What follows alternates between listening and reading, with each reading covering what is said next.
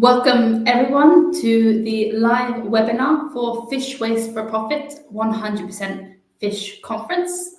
I have the pleasure to be your moderator for today's webinar. My name is Dr. Alexandra Lipa and I am the CEO of the Iceland Ocean Cluster. We are an innovation cluster based in Iceland where our focus is on doing more with less and really using the 100% fish philosophy. Today we have a short webinar that is planned really to give you a taster of what to expect for the Fish Waste for Profits conference that will be held in Iceland on September the 19th and 20th. And we'll be welcoming speakers and participants from all over the world, from across different seafood sectors, from fisheries and aquaculture and the wider blue economy connected to full utilization of fish. This webinar today and the conference itself is organised by Mercator Media, who are in the background providing highly valuable tech support, and also a big thanks to the sponsors of today's webinar, which is Chroma. And just so everybody knows, the conference itself will be being recorded, so people will be able to access these presentations later on. We're going to be hearing today from 4 speakers, all of which are leaders in sustainable utilization of seafood and doing more with less. I will introduce each speaker one by one and they will present for about 5 minutes. And while the speakers are presenting, you'll see on the sidebar of your webinar screen, there is a chat function. So if you want to introduce yourself, share your thoughts or connect with the other participants and speakers of the webinar, please feel free to use that function. And there's also a Q&A function. So here you can use this space to ask any questions that you have from any of the speakers or about the Fish Waste for Profit 100% Fish Conference or any other questions that you might have on the topic. And we will be addressing all of the questions in a question and answer session after all of the speakers have presented. I believe I can move the slides here. Lovely. Okay, so I see I don't have control of the slides, so perhaps that wonderful text screen in the background, they can move me forward. Lovely. So this is actually the 5th year that the Fish Waste for Profit 100% Fish Conference and webinar activities run. And we find it's this really exciting platform where we can showcase the opportunities and the challenges for the utilization of seafood and how we really can get more value from less. And one of the great things about this platform is the type of participants and speakers it attracts. And I think it's quite unique in bringing industry actors, innovators and entrepreneurs and startups and the research community and government bodies as well. Because it's really this collective collaboration that we need to move the seafood sector forward. And they're all really united by this same challenge that we face in the blue economy, that we waste far too much of the precious seafood that we spend time, energy and money to capture and to cultivate. And not only is this environmentally impactful, but it's also a real lost opportunity for sustainable economic growth. And at the Iceland Ocean Cluster, the 100% fish philosophy is really at the heart of everything we do. And we represent this through the incredible fish value machine that you can see on the left here. And this value machine is the idea that we can use every single part of the fish, not just the fillet, but those secondary yields, the heads, the skins, the bones, the guts, to not waste anything and create a lot of value. And this incredible fish value machine, this 100% fish thinking, has really changed the narrative around how we treat the seafood that we produce and capture, but also how we use every single part of it. And in Iceland, when it used to just be for the Atlantic cod, that it was the fillet that was thought of as the part of the fish that had value. Now those other secondary yields, those heads, those skins, those bones, those guts, they've been developed into a wide range of different value chains and across different sectors into products, for example, feeds for aquaculture and for animal feeds, food and human snack products, nutraceuticals, for example, wellness powders made from collagen that can go into smoothies, to cosmetics and skin care, to textiles like fish skin leather, into clinical products like cold and flu treatments, and even into biomedical applications like skin grafts from Atlantic cod skin. And this has really transformed a fish once worth about $12 for just the fillet of the cod to a fish when all of these potential value chains are realized to one that's worth almost $5,000. So this is a philosophy that really just makes sense, and it's one that's being applied to seafood around the world. And our speakers that we have with us today will be sharing some examples of what that philosophy really looks like in action. So it's my pleasure now to introduce the first speaker of today, and that's Dr. Thor Sigurðsson, the founder of the Iceland Ocean Cluster, joining us live from the Iceland Ocean Cluster House in Iceland, who will talk about his recently published book entitled 100% Fish, that showcases what some of the world's leading seafood companies are doing in sustainability, and really to talk about how 100% thinking is spreading globally. So Thor, the stage is yours. Thank you, Alexandra.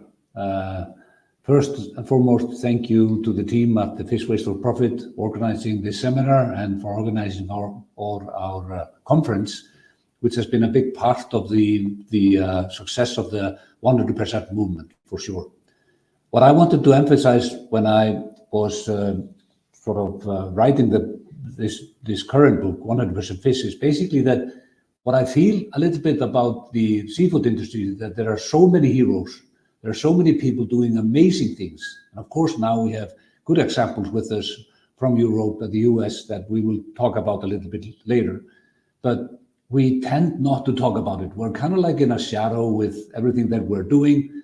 But I wanted to bring up these stories, these amazing people all around, whether it is in Europe or in Australia or in the US or Canada, that have been absolutely in the forefront. But our problem has been that we're never talking about these stories. So we need to bring them out to tell people that there are so many possibilities and there are so many people that we can learn from as well.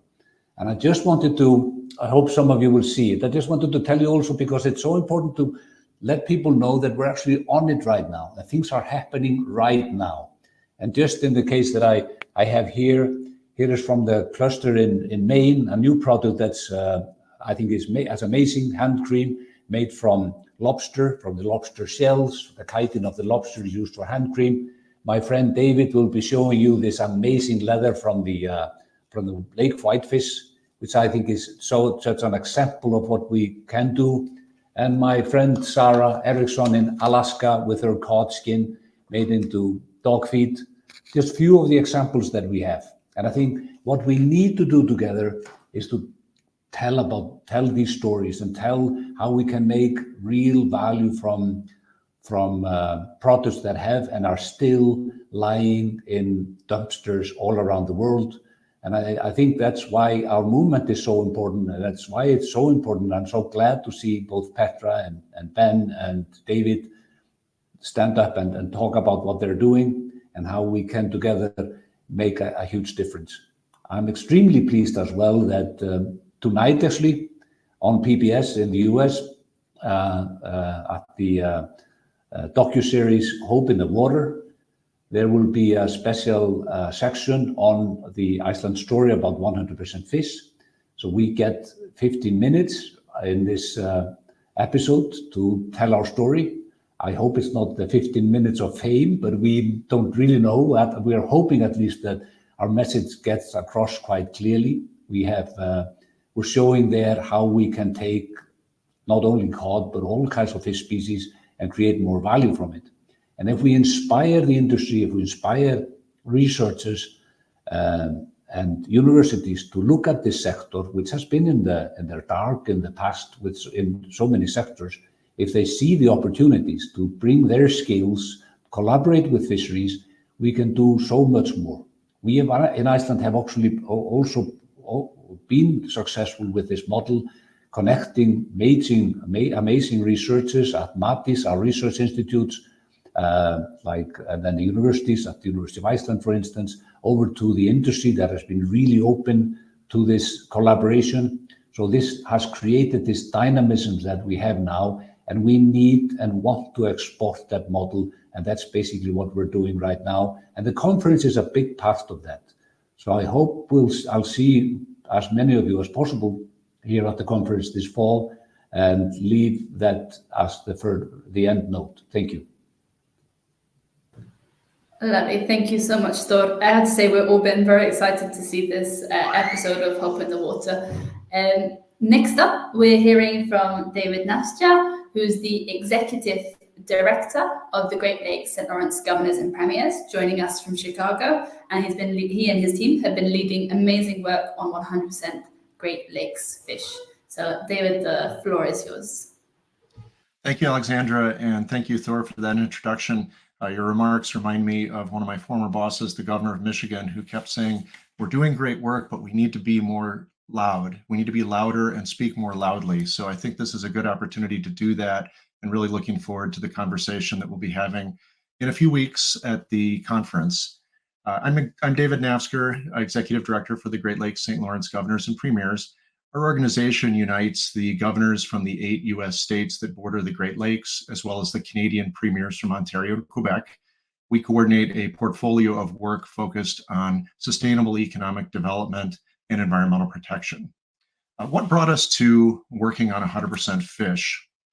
Well, I point you to this slide, and it's one that resembles what occurred in Iceland in the 1980s and 90s, with a significant decline in our commercial catch.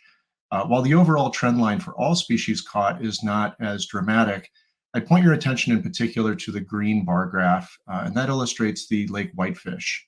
The lake whitefish is the historic backbone of the commercial fishery in the Great Lakes. And as you can see, the catch has declined by about half in just the last 10 years. This has had a profound impact on our commercial fish, on our commercial fishery, and efforts are underway and are showing some promise in terms of reversing the trend.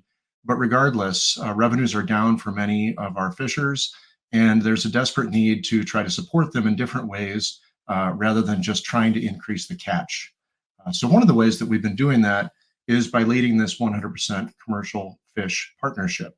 I'm fortunate to be involved in leading this effort along with partners that include the Great Lakes Fishery Commission, state and provincial resource agencies, commercial fish companies, tribes, and others. And it's really been a wonderful team that we've been able to bring together from a variety of different disciplines to really look at how we can drive more value from whatever volume of fish we're able to catch. Next slide. Our fishery is not a large one, as you saw from the previous slide, by global standards. We catch about 13,000 tons of fish a year, but it's incredibly important to our tribes and First Nations that have a cultural and historical relationship to the fishery, as well as to commercial fishers across the region that are the backbone of many of our rural communities. For the most part, as with much of the fishery around the world, our fishery is truly a fillet-based economy. This drives overwhelmingly the value that's produced from each fish. And for the most part, non-fillet parts of the fish are either put into low-value animal feed, compost, or landfill. This, I think, is a fairly common situation around the world. Where we are trying to get, similar to the slide that Alexandra showed, is on the right-hand part of the slide. And this is trying to fully utilize all components of each caught fish. Some of these products are already being made and have wonderful opportunity to scale, such as liquid fertilizer. Others are really just starting to be researched and commercialized. And we are trying to support that research in collaboration with Mattis in Iceland, Marinov in Quebec, and other researchers. This has been very successful in terms of creating some prototype products. We've already created the first prototype collagen from lake whitefish in collaboration with Mattis and the Iceland Ocean Cluster, and we're looking at commercial opportunities for that. We've also created a prototype of fish protein hydrolysate from the heads and frames of walleyes, and again are looking at product applications and opportunities for that. We also are working with companies involved in the fish leather space. As a matter of fact, I'm wearing my fish leather belt that I usually like to fashion, and that includes skin from walleye, whitefish, and lake trout. So we're just starting to scratch the surface of these opportunities, but we're really excited and energized by the response that we've had. We've done a number of public events. We've done biotechnical testing on multiple different species to really understand the raw material. and what it could be used for. And we're now in the process of doing some value chain mapping with Western University in Ontario, the Ontario Commercial Fisheries Association, and a number of other partners with the support of the Great Lakes Fishery Trust. Next slide. One of the ways that we have found to be very successful in terms of activating the community of interests behind the 100% Fish movement is our 100% Great Lakes Fish Pledge. This was unveiled last October at the Governors and Premiers Leadership Summit, and it's an opportunity for commercial fish companies to commit to 100% utilization by the end of 2025. Some of these companies are already using 100% of each commercially caught fish, and our mission with them is to help them move up the value chain. So if they're involved in compost, we want to move them up to liquid fertilizer. If they're involved with liquid fertilizer, we want to help them get into food additives or other applications. And for those that are not already using 100%, our challenge with them is to really look at opportunities for them in full utilization. So in many cases, that starts with compost, but we found that by aggregating different sources of raw material together, there becomes a lot of different possibilities, including fish meal and oil, which is an opportunity that's being actively researched and explored, particularly in southwestern Ontario. So we commend these companies for coming together, for sending a clear demand signal that they are hungry for opportunities, for options to use their supply. And also it's a signal to the marketplace that we have a ready and willing community of fish companies that want to create new products and take them to market. So we've been very pleased to support this effort. We're looking forward to connecting with collaborators and partners and new organizations when we're together in Reykjavik in a couple of months. It's been a lot of fun to work with the Iceland Ocean Cluster. We appreciate their support, and I look forward to the rest of today's conversation. Thank you. Lovely. Thank you very much, David. And I have to say, it's been a pleasure working with yourself and your team, and just to see the momentum, particularly from the industry actors in the Great Lakes, is fantastic. So thank you very much. And next up, we have Petra Weigel, the Managing Director Europe for Regal Springs, where their whole fish policy is really setting the standard for how industry can cut out waste from farmed fish. Petra, the floor is yours.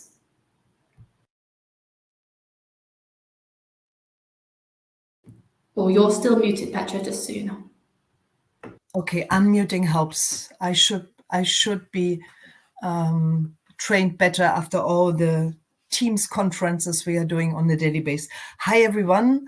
Thanks for the opportunity to present Producer's Insight and giving you a sneak peek on what could be the content of my presentation later on in the conference.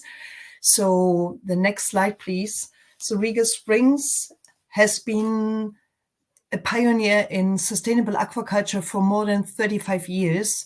And as we operate only in natural lakes, based on licenses we are getting from the governments of Honduras, Mexico, and Indonesia, it was very clear from the beginning that we would not leave any waste landfill where we operate, just to reduce our footprint. And that's why we had 100% fish utilization policy from the beginning. And we, meanwhile, over the years have achieved already 95% utilization. The only thing we do not use properly now is the blood. So we have, that's why 95%. We have talked about byproducts so far, coming from, as many companies are starting with, coming from a reduction model, doing fish meal, getting fish oil, selling the two commodities. That's it. We developed, meanwhile, a higher byproduct utilization by separating the fish as much as we can and as much as labor costs allow us, and they do. So we have meanwhile found higher value applications and now strive for the next level. Tor predominantly inspired us to And we have founded our business unit Natural Additions, that's why, to really strive for higher value utilization. The next slide, please. My presentation should give you a recommendation or a kind of decision tree of where to find your spot when aiming for higher utilization or 100% fish utilization at all. I think we all should feel morally obliged, I would even say, to utilize 100% of the fish we catch or we produce, we farm. But of course, every fish is different. Every company's size is different. The capability to invest is different. Your infrastructure around you is different. And I'm always a bit of jealous currently when looking into what Icelandic companies, for example, can do, supported by universities, technology, etc. on the island, while we operate in very rural, natural areas with a lower infrastructure around us. So I would like to guide you through first of all, understand the properties of your fish. As I said, every fish is different. Analyze it. Please go out, seek for scientific support in order to really understand each part of your fish, bone, skin, eyes, heads, etc., what's in it. Then try to map your potential market. What's the achievable prices, because different quality parameters gives you a different return. For example, of course, to give you an example, a fish rich in omega-3 would be 100% price index for fish oil. Fish without omega-3 but with low free fatty acid content would maybe give you only 15% of that value. And if your oil quality is poor and your free fatty acids are high, you would maximum get 10% of the price index. So you need to understand what the right market would be for your kind of raw material in fish. You should also look into the available volumes, because this will also drive your decision on where to invest, what machinery to buy, and to what level to really create value yourself, or whether you stay with raw material, etc. And last but not least, you should not forget to look into logistics questions. Not each equipment is available everywhere on this planet. And last but not least, certifications, also very important for the value of your byproduct. The next one, please. I see this is my longer presentation. Sorry for confusing the presenters here. The example I gave you already, maybe we jump 1-2 slides ahead. Yeah, this is just note. As I said, that's the value of the fish. I'm a bit confused now with that with that presentation. So in summary, seek for scientific support. Great if you're operating in an area where clusters are already set up or other organizations support you. Look into potential pricing, do the right decisions on the investments, and I hope my presentation during the conference will help you a bit on this decision making. Thank you. Lovely. Thank you so much, Petra. I think it's incredibly useful to have these kind of guides and advices and recommendations from companies like Regal Springs that have been going through the process themselves. Super valuable. So thank you very much. And last but certainly not least for today's webinar, we're joined by Ben Wiper, who's the founder of 3F Waste Recovery in Newfoundland, where seafood side streams are transformed into high-value ingredients. So Ben Reifer, I invite you to the stage, and the floor is yours. Thank you. Thanks so much, Alexandra. Welcome, everyone. I'm Ben, founder of 3F Waste Recovery from Newfoundland, Canada. Our 100% fish journey began in 2019 with a visit to the Iceland Ocean Cluster, and we also met with some scientists up in Akervary. Since then, we've built a portfolio of technologies, markets, and brands to achieve 100% fish, encountering and overcoming many barriers along the way. We built our model to fit any fishery in the world, even those with small quotas. But how we execute it depends on if the fishery is seafood first or byproduct first. The traditional seafood first approach makes and sells seafood. Growth comes from consolidating quota. Byproduct is an afterthought, a nuisance. A few companies control the quota and supply, and seafood is exported with as little processing as possible. They rely on cheap labor to compete, the cost of disposal is low, and they lack the capacity to upcycle byproduct anyway.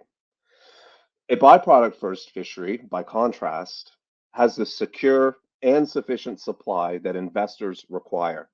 They're already making secondary and value added products with low energy costs and high costs of disposal. Disruptive technologies are embraced as the new way to maximize profits and socioeconomic benefits from fish. Slide, please. 3F looks at fish holistically, and rather than just assume seafood is the most valuable use, we identified fish species whose byproduct is more valuable than the seafood. We asked ourselves, what products can we make profitably, even with small quotas, but sell into huge markets that need lots of byproduct? After nearly 4 years and millions invested in R&D, the answer was clear: marine ingredients for pet and human health markets. Slide, please. Working closely with our scientific team in Iceland, we developed 2 trade secret processes to make 4 products from fish heads, skin, and bones. Our cod chews for pets are the most nutritious and healthy chews on the market, while earning an 80% gross margin direct to consumer and 55% at wholesale. But our collagen process is the crown jewel, and likely the most valuable technology in the world right now for fish skins. It's the world's first commercial scale process for 99.5% pure pharmaceutical grade collagen, suitable for medical implants, artificial skin, tissues, and organs. Medical and pharma collagens deliver about 80% gross margins at wholesale, and they sell at $500 to $1,500 per kilogram at retail. As we developed our technologies, we also built brands for the North American market: Skins for pet health and Northern Oceans for human health.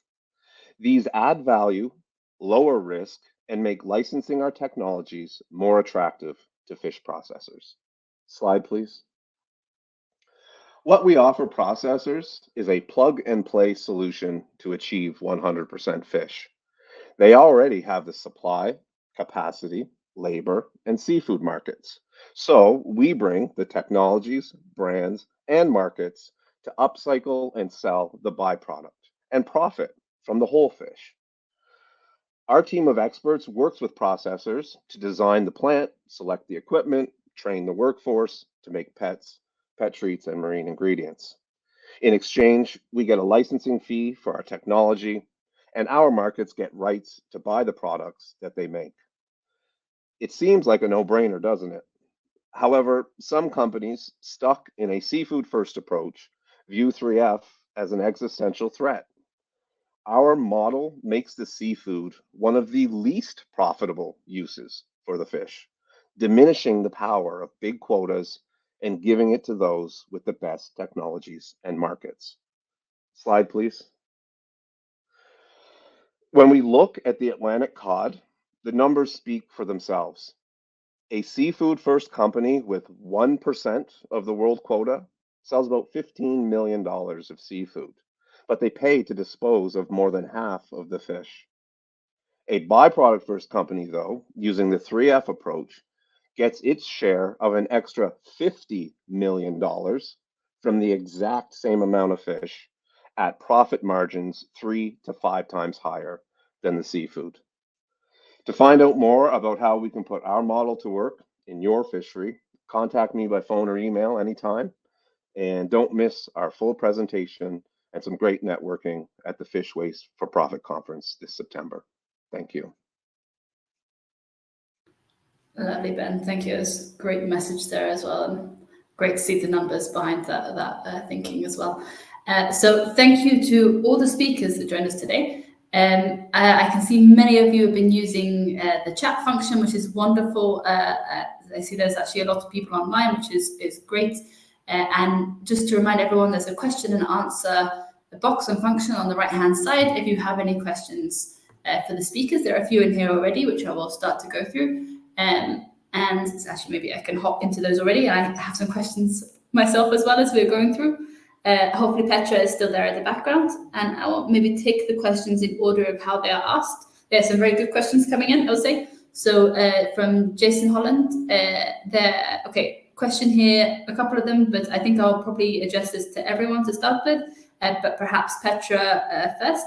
So Jason said, it's fair to say that a lot of the endeavours in the full fish utilisation area so far have come from wild capture fisheries, but are there examples from aquaculture on board with the movement? So I think, Petra, probably I can hand that to yourself. Maybe you can speak a little bit more to transferring the knowledge from fisheries utilisation to aquaculture. But that would be maybe great to hear, and maybe there's some challenges or differences in full utilisation for aquaculture compared to fisheries. Oh, you're muted as well. Oh, Petra, I think you're muted. Oh, there. And blocks only. And when I started with Riga Springs 2017, and they told me that I would be responsible for also selling their byproducts, I was really, I was even angry. So that they wanted me to sell waste. So how could they expect I would do this? I was annoyed. I understood very quickly how arrogant and stupid this thought. So I think in aquaculture, it's first of all, as I said, you need a certain volume in order to set up a certain size, a certain technology. And I'm not saying that only big volumes allow you to do something, because I think there is a lot of technical investment or technical solutions already around also to do smaller sizes. But so first of all, I think aquaculture, we are smaller companies, so we are talking about smaller volumes available. This you have to and there you have to find smart solutions for.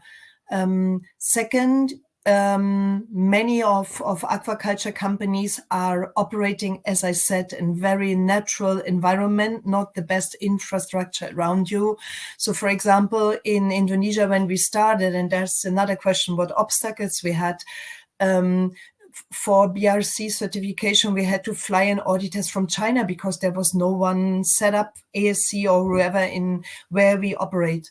So you have to find solutions which are really working also under your conditions, and not waiting for a spare piece to be flown in from Iceland and your machinery is stuck for 2 weeks or whatever. And last but not least, it's of course also to manage the temperatures where we are. It's very warm. You really have to find a process utilizing your raw material, ideally inline, and you have to set up your production also mentally to understand you have to set it up like your main product production. I'm fully with Ben and also David when saying that meanwhile, there is applications where your byproducts are of higher value even than the main product is, the fillet is. And that's why you really need to have the right mindset. By the way, that's why also our natural additions division, not byproducts any longer, just to set our mind up in the right way, that you really have a precious protein part in your hand. You have to treat it like this. So hope this answers a bit the question.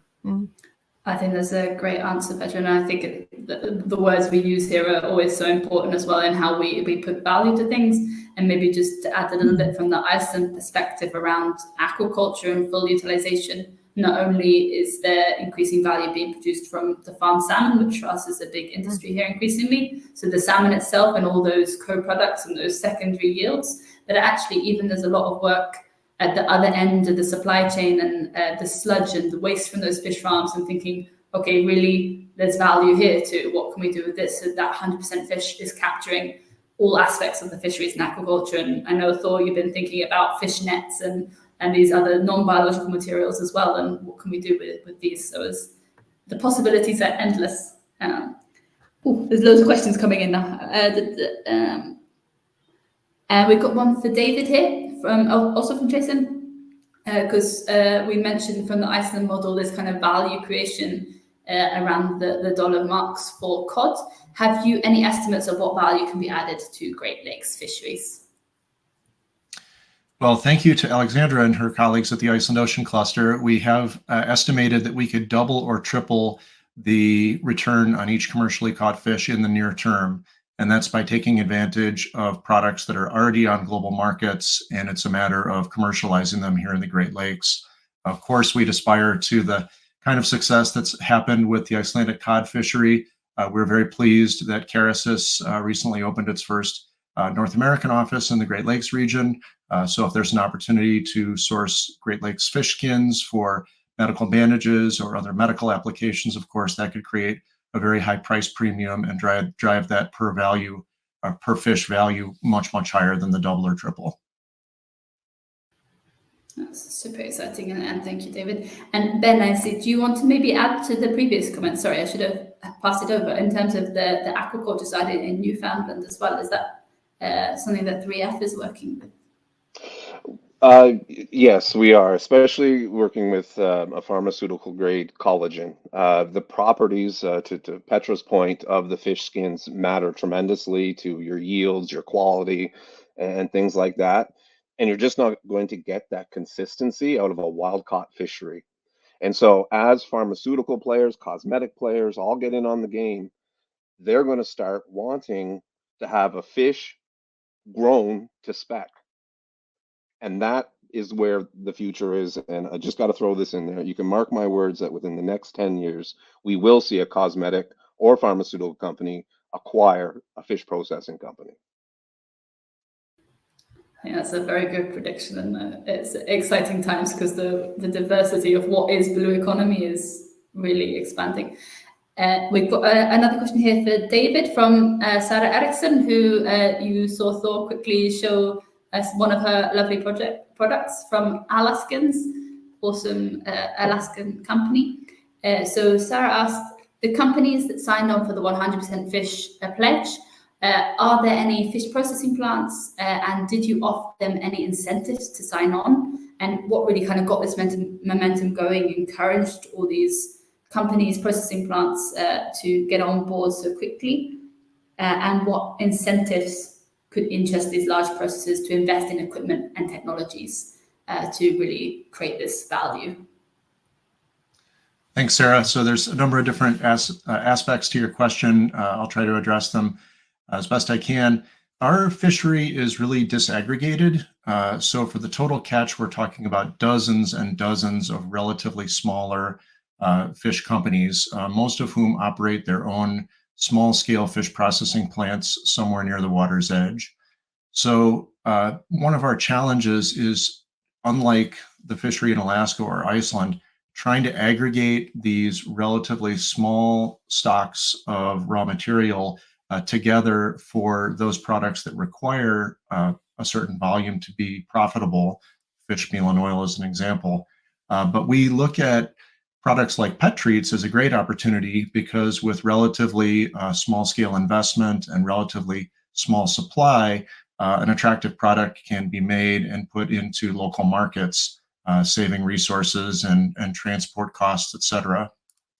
With regards to the motivation for the companies to sign on to the pledge, I think for each of them it's probably a little bit different. But I think in large part, our early movers were ones that were already using 100%. So it was a way to kind of get credit and create visibility for the good work that they were already doing. And for those who are still having some ways to go on their journey, it's a way to be a part of a network where they can get support from government, from other companies, being able to avoid some of those growing pains and taking advantage of lessons that have already been learned by peer companies. As well, it's a way for them to demonstrate their commitment to sustainability and doing the right thing with our natural resources. So we've been really pleased with the response. We've got 25 companies altogether signed on to date. That does represent the majority of overall production within the Great Lakes fishery. And we are actively talking to other companies and wanting to invite them on board. We have been able to provide some support thanks to grant funding that we've received to date. I mentioned the Great Lakes Fishery Trust. We've also gotten monies from the Ontario Commercial Fisheries Association, as well as the Great Lakes Fishery Commission. So we've been fortunate to have support. As we move through our value chain analysis in our next phase of work, we do expect that part of that will involve identifying capital equipment costs and needs from companies, and then thinking through what kinds of supports may be needed if there's not a compelling value proposition simply from the profitability of the production that could be realized. Thank you, David. I think this is a really key point that is a challenge for everyone, how to get these industry players on board. I thought I might just ask a question of each of you, actually, because this is something we're so often asked at the Iceland Ocean Cluster, is what are those starting points? Like, how did you kind of initiate these conversations within your company or within your network and kind of make those very first steps towards where you're at now with your organizations and with your projects? I think perhaps maybe each of you could speak to that. Perhaps if I pass it to Thor quickly first, so kind of those first steps in engaging people in thinking, okay, actually, this is the right way to go. We need to be thinking 100%. It's actually a really good question. I think for me, when I started the Iceland Ocean Cluster, actually it was quite important to just get one fisherman on board. So that was really the challenge, because I was coming from a university and I thought to myself it wasn't really that attractive that a PhD academic was talking to a fisherman. But I was lucky enough to meet with the owner of Brim, Guðmundur Kristjánsson. He actually told me, though, which I always remind myself, that after I had done my presentation, he said, I thought this was good. Can you now speak Icelandic and tell me this in layman's terms? So I thought to myself, it's so important for us to realize that we sometimes get a little bit too complicated and too academic. But at least as soon as I got the first one, it was easier to get the next one. I think that's basically what David has told me as well. It's like, this is the movement that we need. But once again, and I'm so happy to hear this both from Ben and Petra as well, how things are moving with people that are hands-on, because we have to make sure that the industry and the whole economy understand that this is not only talk, this is actually happening right now. And that makes our lives so much easier than only 10 years ago. I guess you would agree to that, Ben, for sure. Perhaps, Ben, if we pass it then directly to you as well, how did you get started with this conversation within your organization? Absolutely. Thanks so much. Well, we started our journey after we learned some things in Iceland, in Newfoundland, Canada. And, the way that the industry is structured there, it's heavily consolidated. 3 or 4 companies basically control all the quota. So in my first meeting, so you had to learn along the way. So my first meeting with a fish processor, when I presented these options with collagen, and I was, kind of firing from the hip, and I'm like, collagen is going to make, the seafood one of the least valuable products. He said, Ben, you're probably right, but until then, it's still my fish. And so you have that to overcome. In companies that are in a consolidated fishery where it is kind of oligopolistic, you really have to speak to the bottom line. That's what I found. You have to go in and say, "This, here's the numbers. You're paying $80 a ton to throw this stuff out, or you're dumping at sea, paying for permits, or risking that's going to wash back ashore and all the extra labor and all this stuff. Or you could just make some money. How about that?" And that's what I found was most effective. You had to go in and be deferential almost to their position in the market, but say, "Listen, this is the value that we can add to your enterprise and actually replace an expense." And I think really hammering home that point, you're replacing expense with new profits. How can you lose? And then to our model, we then learned that our processors actually wanted even more than that. They already want you to have the markets lined up for them, brands with some sales. And so by bringing those things, making it as easy as possible, because a lot of these family fisheries, especially, they've been doing the same thing for 200, 300, 500 years. You're not going to change that overnight. So you really have to be persistent, address their risk aversion because they're used to the cyclical and unpredictable nature of the fishery, and say, "Hey, what we're offering can actually give you some baseline, steady, consistent profit that isn't subject to these seasonal fluctuations in seafood prices, quotas, and catches."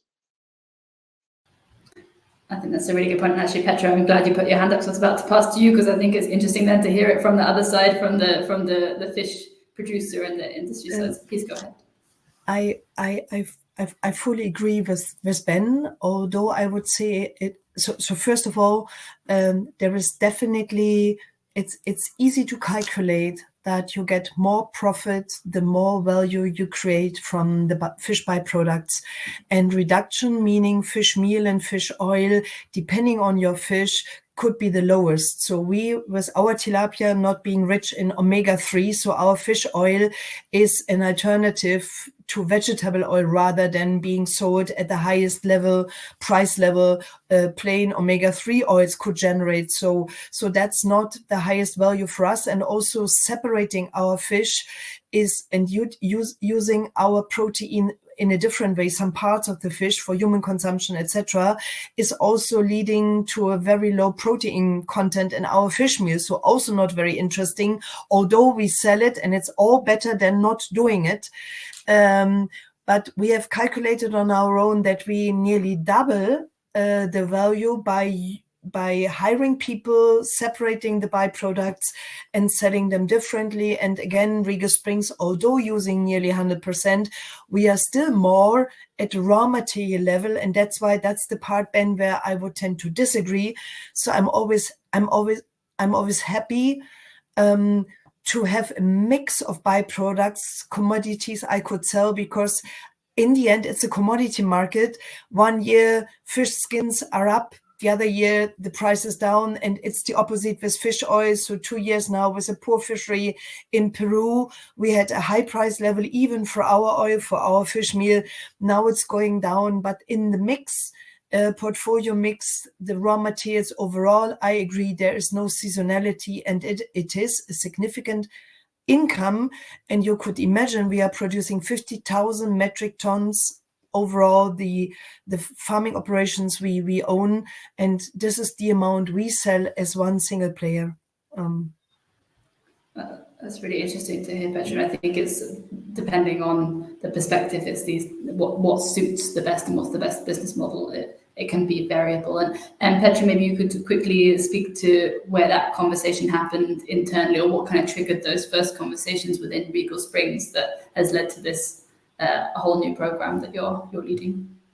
As I said, we have been inspired by Thor talking on a groundfish forum in Berlin, I don't know how many years back, and having had already the philosophy of separating and really utilizing everything, we were permanently striving for better utilization. And you have to do this on your own, because none of your customers would volunteer and would say, now you got by far a too low price. for the byproducts, I volunteer to pay twice the amount. So it's always good, like with main products as well, to have a sound customer base and really to know your USPs.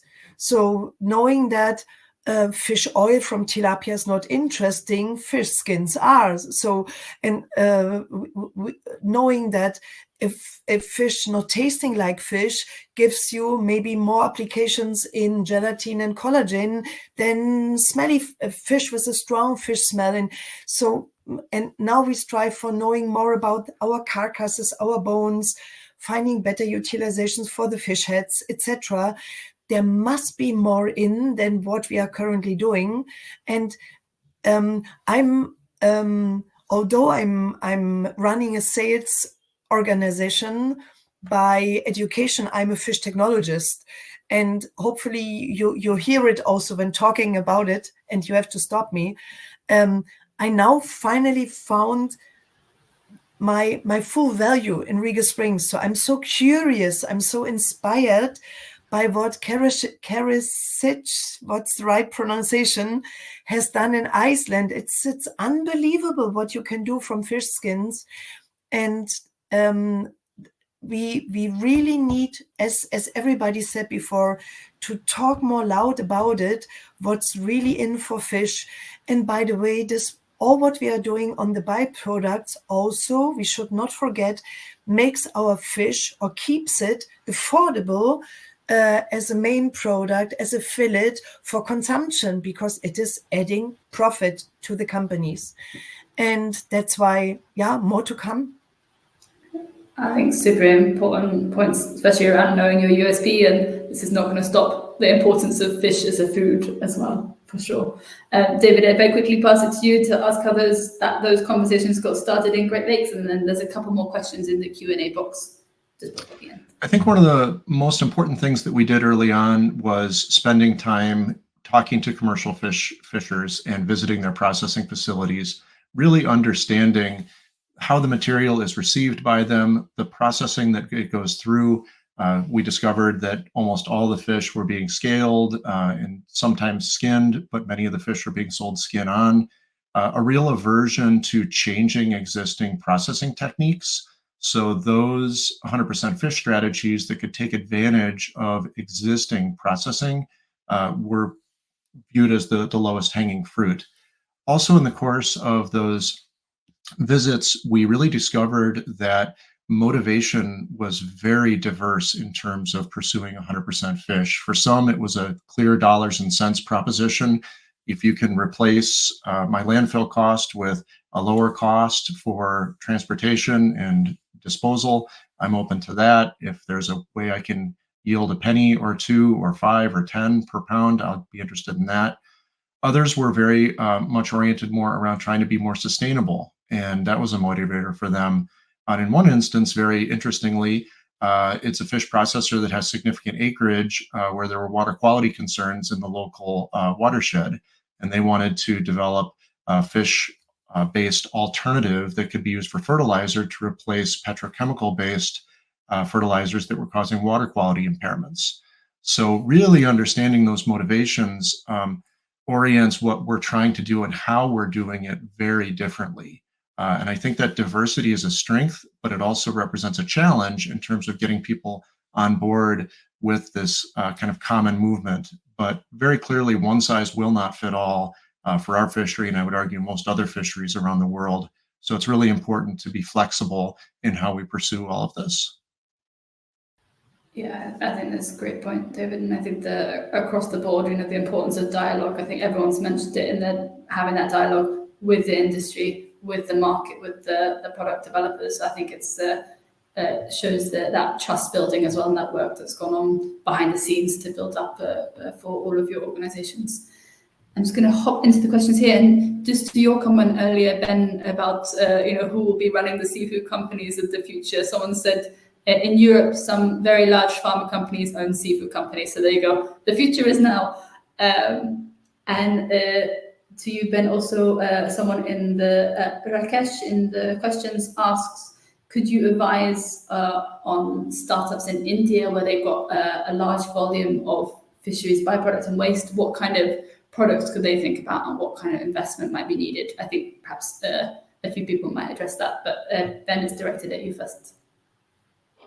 Sure, I'll make it quick. I'm not overly familiar. We did engage with some processors in India.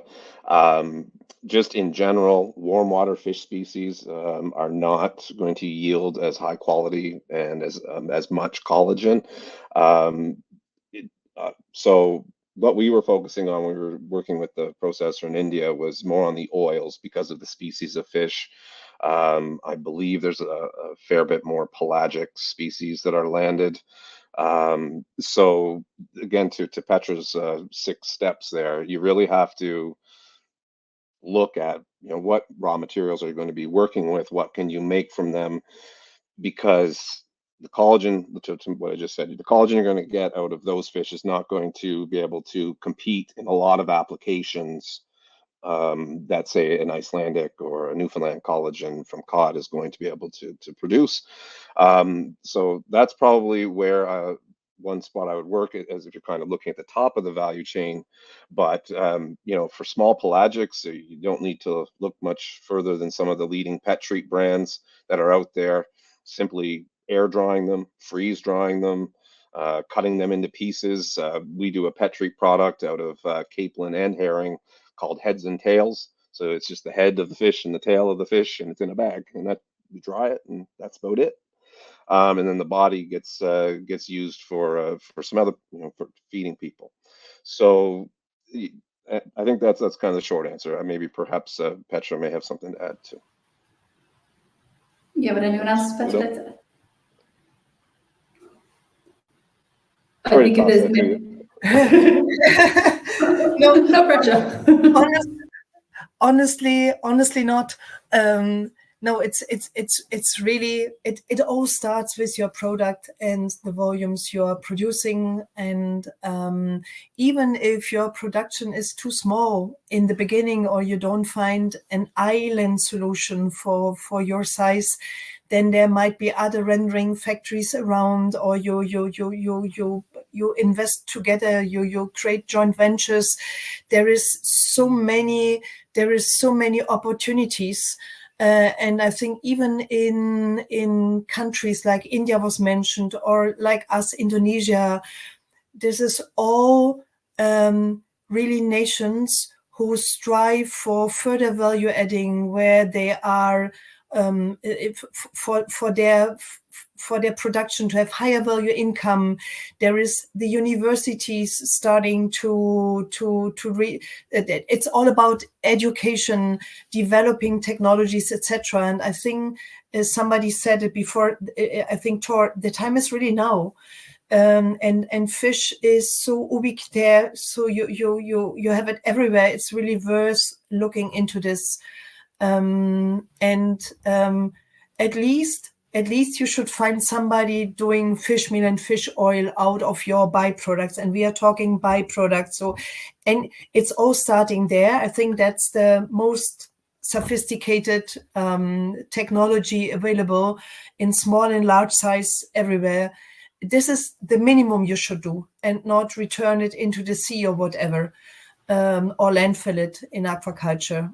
And of course, the lighthouses, of course, it's the other end, what you can do, highly sophisticated. And once again, I do not want to give a wrong impression. I've read in the chat a bit. So we are talking byproducts here. And of course, the future could be that pharmaceutical companies, or are buying aquaculture companies in order to farm to specification. But still, we are talking about fillet for human consumption and using the byproducts, which in our case are 65% of the fish. 65% is byproducts. And we are talking about utilizing them, while the main product, of course, is going into human consumption.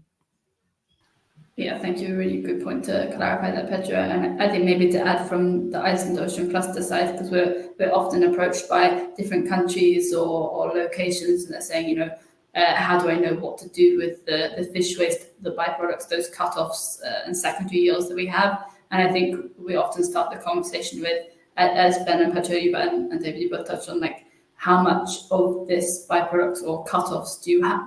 Where are they located? What species are they from? And that's really that kind of mapping exercise. Know what you have, understand that new USP, that unique selling point that you mentioned, Petra, to be able to then understand what's the business model that makes sense, what are the markets to look at. And I think there's a huge wealth of information just from that kind of initial mapping. Did anyone else want to add anything on that point as well?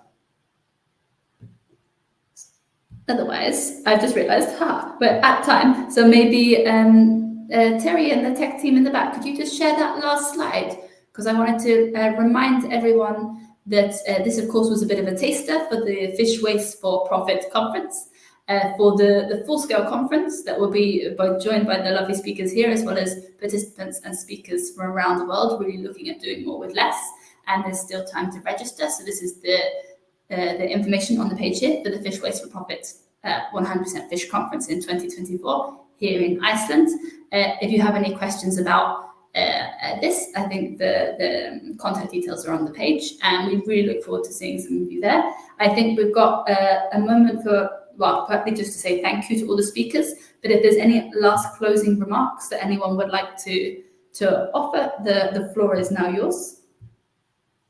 Can I just maybe, Alexandra, just to add to what I wanted to just emphasize is that I would love for us, all of us that are coming to Iceland, to realize that we want to use this as a networking opportunity. So the conference is brilliant. The coffee spaces between are even more brilliant. And then to meet you guys, all of you, as much as you can at the Iceland Ocean Cluster would be just an excellent opportunity for us to get together and share ideas, share skills, and hopefully create this, create further a momentum of sort with regards to the circular economy. So I would very much like to invite you all to visit the Iceland Ocean Cluster, or the audience that's coming to Iceland. And for all the people that are with me here, I'm so inspired by your work. I must say that you have exceeded my expectations. We need to bring more people into this space. I met in the Great Lakes chefs that are doing amazing things with byproducts from the whitefish. And in Iceland, in my hometown in the Westman Islands, there is a chef. There are more than one chef that's actually doing things with cod wings and the cod head, etc. So we need to expand a little bit further with our movement. But I think just to keep that in mind, that we still have opportunities with so many groups that might be having a huge interest in the topic that we're discussing here. So thank you. Thank you, Thor. I think that's a great message to end on. There's still a huge amount of opportunity and still lots to do.